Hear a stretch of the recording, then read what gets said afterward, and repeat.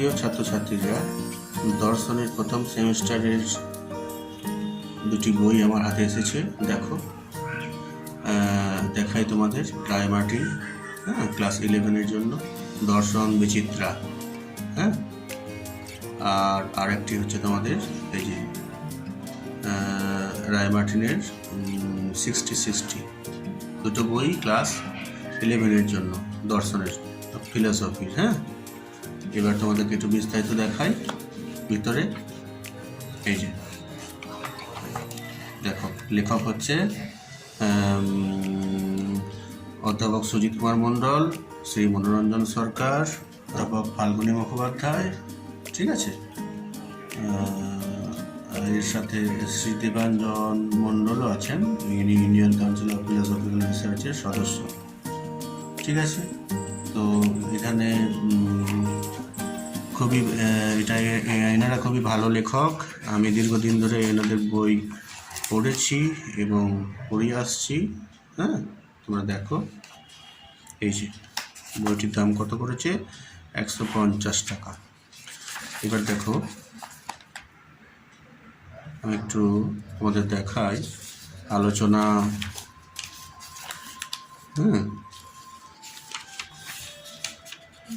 এই যে কয়েকজন দার্শনিকের সংক্ষিপ্ত পরিচয় দেওয়া আছে।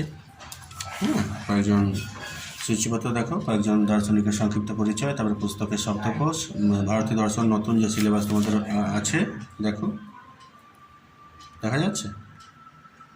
এই যে দর্শন শব্দের অর্থ, ভারতীয় দর্শন সম্প্রদায়গুলি শ্রেণী বিভাগ। এই ফিলোসফির নতুন সিলেবাস আমার আলাদা ভিডিও আছে। যাই হোক, তো এই সিলেবাস অনুযায়ী বইটি করা হয়েছে এবং পাশ্চাত্য দর্শন আছে। এরপরে প্রথমে ইউনিট 1 ভারতীয় দর্শন, ইউনিট 2 পাশ্চাত্য দর্শন, নমুনা প্রশ্নপত্র। এটা খুবই ভালো জিনিস। এই দেখো, দার্শনিকদের সম্পর্কে আলোচনা, ভারতীয় পাশ্চাত্য, ঠিক আছে, দেখতে পাচ্ছ। এবার কিছু শব্দকোষ এখানে আছে, গ্লসারি, যেটা ওই বাংলার ইংরেজিগুলো এখানে দেওয়া আছে এবং তার বাংলায় যে ব্যাখ্যা দেওয়া আছে। যেমন অতিবর্তী, ট্রান্সেন্ডেন্টাল ব্যাখ্যা দেওয়া রয়েছে এখানে। এগুলো খুবই ভালো জিনিস তোমাদের। ইংরেজিটাও একটু বিশেষ বিশেষ শব্দগুলো, ফ্রেজগুলো তোমাদের শেখা যাবে। ফেনোমেনা, অবভাস, বাহ, ঠিক আছে। এরপরে তোমাদের আমি চলে যাই দর্শন শব্দের অর্থ।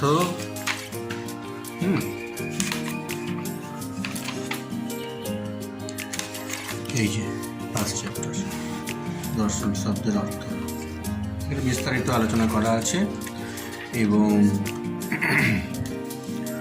প্রায় প্রত্যেকটি অ্যাঙ্গেল থেকে এখানে আলোচনা করা আছে। এবং জেনে রাখো বলে একটা ছোট যে থাকে না, সংক্ষিপ্ত আলোচনা, জিস্ট একবারে। তারপরে এই যে অবজেক্টিভ টাইপ কোশ্চেন্স, অনুশীলনী, বস্তুমুখী প্রশ্ন। দেখো এখানে নানা রকম টাইপ আছে কিন্তু, যেমন এমসিকিউ আছে, এমসিকিউরই বিভিন্ন রকম টাইপ, শূন্যস্থানও আছে, এই যে শূন্যস্থান পূরণ। তারপর তোমার ম্যাচিং আছে, সত্য মিথ্যা আছে, ট্রু ফলস, বুঝতে পারছো? এরকম যত রকমের এমসিকিউ হয়, সেইগুলো, এই যে বিবৃতিগুলি সত্য না মিথ্যা,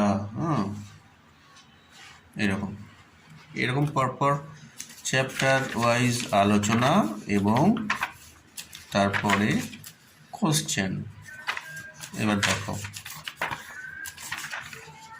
এখানে পাশ্চাত্য দর্শন, এটাও তোমাদের একটা পার্ট আছে। ইউনিট 2 আছে পাশ্চাত্য দর্শন, দর্শনের স্বরূপ ও শাখা, এরকম আলোচনা চলছে। বইটা তোমরা দেখতে পারো এবং অবশ্যই কিনতে পারো। তো এটা কোনো বিজ্ঞাপন নয়, এটা বইয়ের রিভিউ বলতে পারো, ঠিক আছে। এরপরে দেখো, সবশেষে মডেল কোশ্চেন আছে।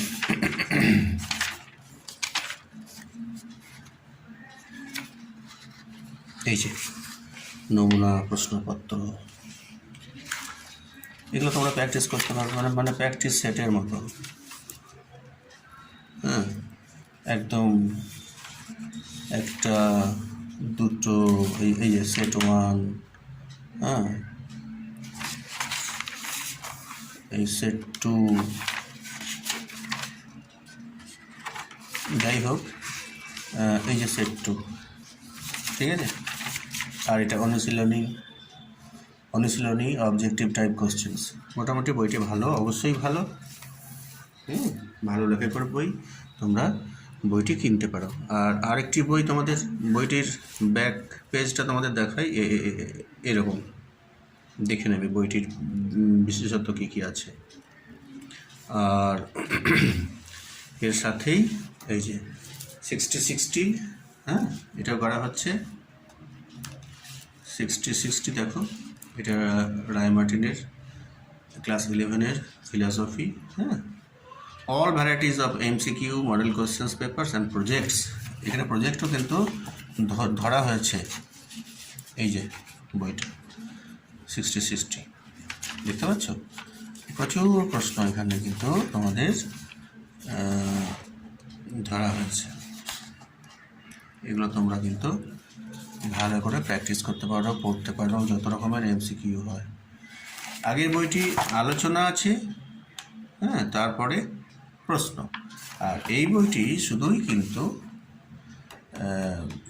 কোশ্চেন, বুঝতে পেরেছ, এমসিকিউ কোশ্চেন। যেহেতু তোমাদের সেমিস্টার 1টা পুরোটাই কিন্তু এমসিকিউ হবে।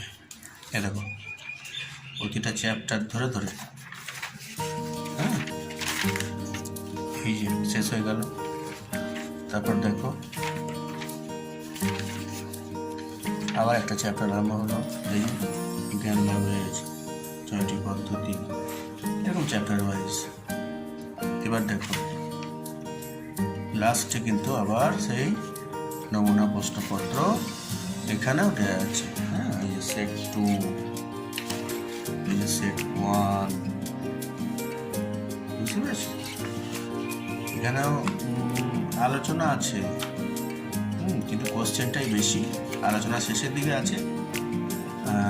প্রজেক্টের দিকটা এখানে আলোচনা করা আছে বিস্তারিত।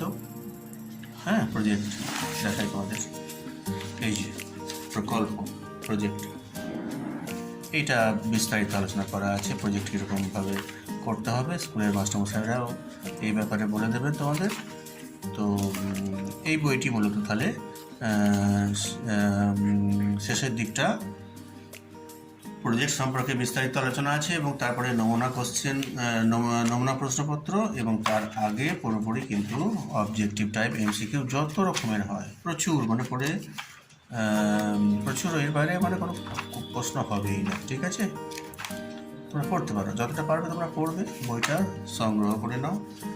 আর আগের বইটা, এটা আলোচনা প্রথমে, তারপরে প্রশ্ন ধরছে। ঠিক আছে, ভালো থাকবে। বেশ, আজকে এইটুকু থাক, রাখছি।